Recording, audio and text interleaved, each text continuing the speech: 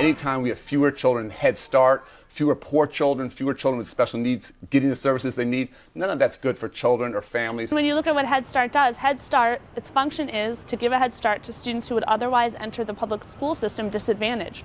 And when you look at the school districts that are heavily relying on federal dollars, they are the school districts in the communities that serve our military families, our Indian families, and our poor. Depending on a state and local budget capacity or willingness to fund education, you can have some counties where they're very wealthy and robust and they put a lot of state and local dollars in, such that federal dollars represent a much smaller share of the overall budget, so 1 or 2%.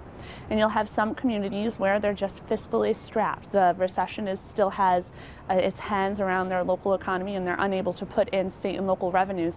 So the federal dollars represent a larger share than the national average. So while sequestration is across the board in 5.1, 5.3%, 5.1% of 1% of a more robust budget is very, very different than 5% of 70% of your overall budget. This morning, you received a report outlining exactly how these cuts will harm middle-class families in your states. Thousands of teachers and educators will be laid off. Where school districts are for the cuts they're going to take are the result of 4 years of cuts. So the cuts that schools will make in light of sequestration are job cuts and program eliminations.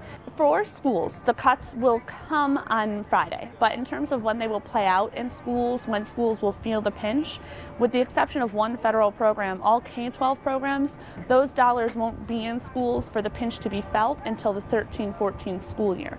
Impact Aid is the one program that still serves military bases or communities with a lot of federally held land. That program will be impacted immediately. School districts have to give 60 days notice, or some of them are flat calendar dates. You have to notify your teachers by May 1st or by May 15th if you're not going to be having them come back. And so while the cuts will come March 1st, there is a little bit of time before the pink slips will be issued. I talked to my colleagues who play a similar role at the unions and teachers organizations. I have friends who are teachers, and their bigger concern, yes, it's the job layoffs, but they talk about class size, they talk about the impact on the students, they talked about the academic offerings that will be eliminated for students. They're worried about their jobs, they absolutely are, but at the end of the day, they're all educators. They're worried about what this does to student learning.